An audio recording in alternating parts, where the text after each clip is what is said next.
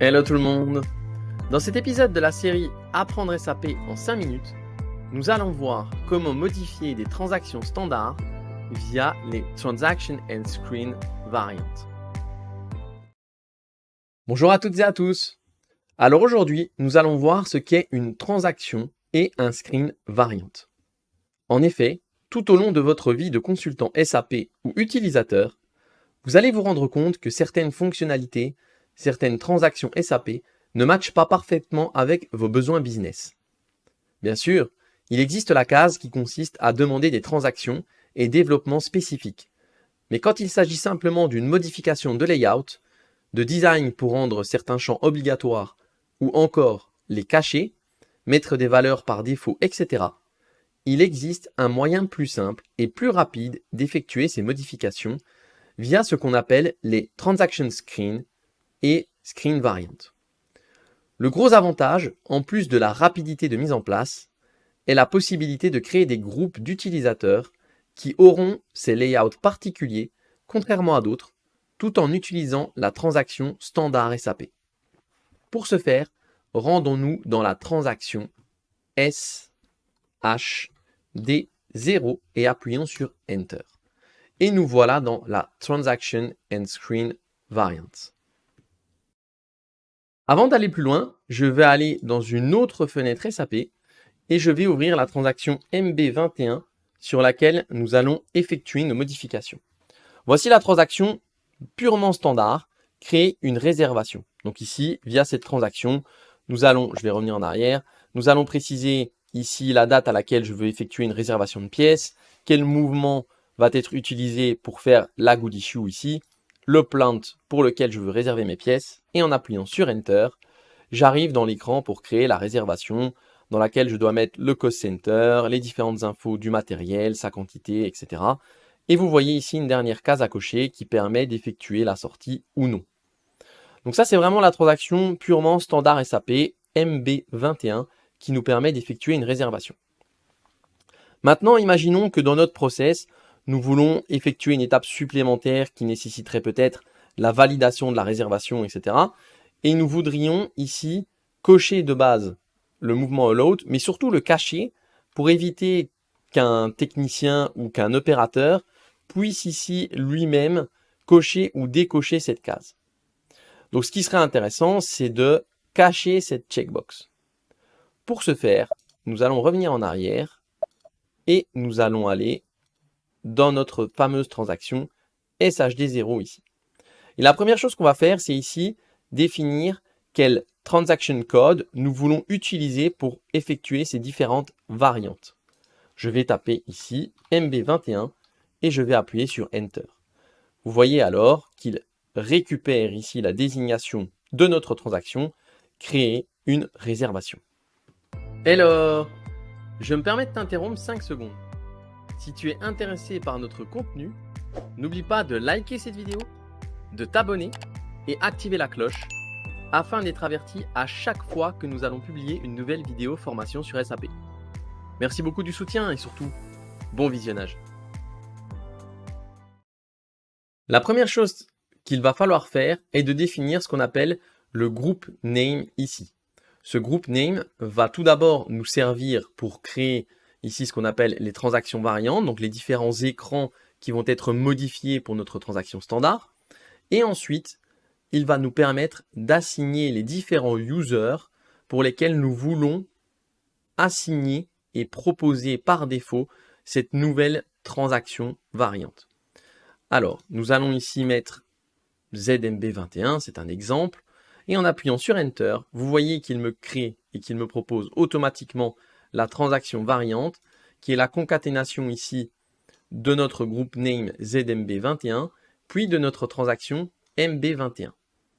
Lorsque vous avez fait ceci, nous allons pouvoir aller dans Transaction variante en cliquant sur le petit champ ici. Vous récupérez votre nom de transaction variante, celui que nous venons de générer juste avant, et nous allons cliquer sur le bouton Créer pour créer notre différente vue. En cliquant sur Créer, vous voyez qu'il fait SAP lance la transaction standard. Donc si vous vous rappelez, c'est exactement ce même écran d'introduction que nous avions au début, et nous propose ici les différents champs qui avaient été déjà renseignés par défaut. En appuyant sur Enter, alors SAP me demande de confirmer les différentes entrées pour cette transaction particulière. Vous voyez qu'il récupère ici les différents champs. On retrouve la date basique, donc ici la base date, ici la check date, ici la checkbox, les différents mouvements type, le plant, la référence, etc., etc.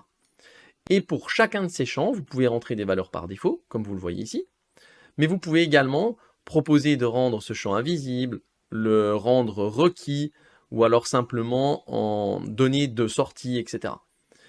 Et vous pouvez cocher les différentes cases. Une fois que vous avez fait vos modifications, que vous avez accepté ici cet écran, vous pouvez continuer en appuyant sur le petit bouton vert. À ce moment-là, alors il veut un nom de transaction, un nom d'écran. Donc ici, name de l'écran, on va l'appeler ZMB21 underscore 01 par exemple. Et je vais continuer. Ensuite, nous arrivons dans la deuxième visu, le deuxième écran. Et là, vous voyez ici que dans Mouvement Allowed, ce sont exactement ces checkbox que nous voulons cacher. Je vais ici choisir un cost center, qui est une donnée obligatoire. J'appuie sur Enter. Et là, vous voyez le second écran qui apparaît. Je vais l'appeler ZMB21 underscore 02. Et là, nous allons pouvoir regarder les différents champs. Et nous allons chercher notre mouvement allowed, la checkbox, qui est ici.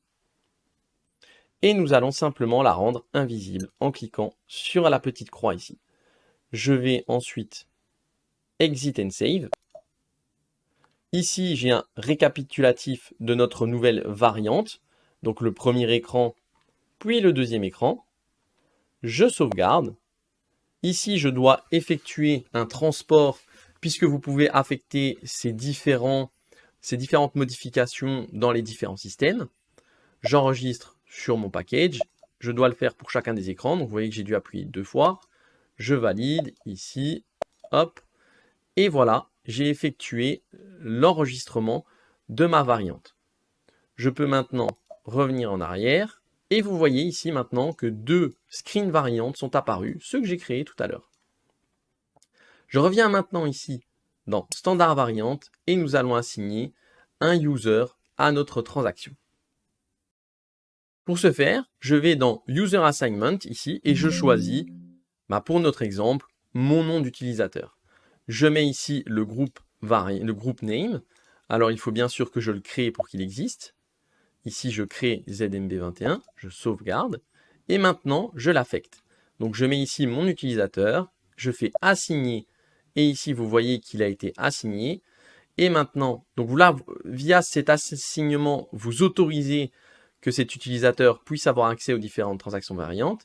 Et ensuite, cette proposal, ici was set for Antoine, Antoine, vous validez du coup maintenant que de base, lorsque je vais lancer la transaction MB21, je n'ai pas la transaction standard qui apparaît avec les différents layouts classiques, mais la nouvelle que vous avez créée.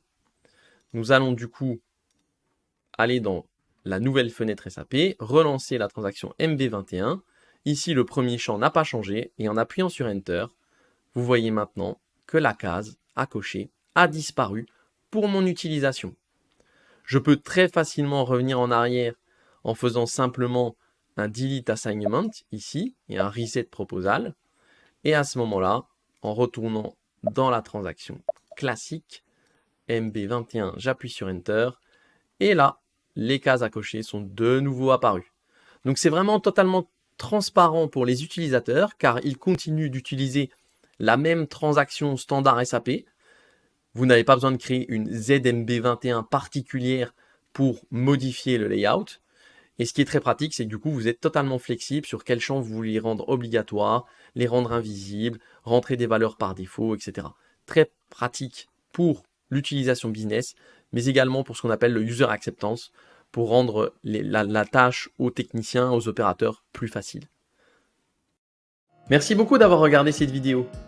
N'hésite pas à t'abonner à la chaîne si tu aimes notre contenu et à visiter notre site internet pour en savoir plus.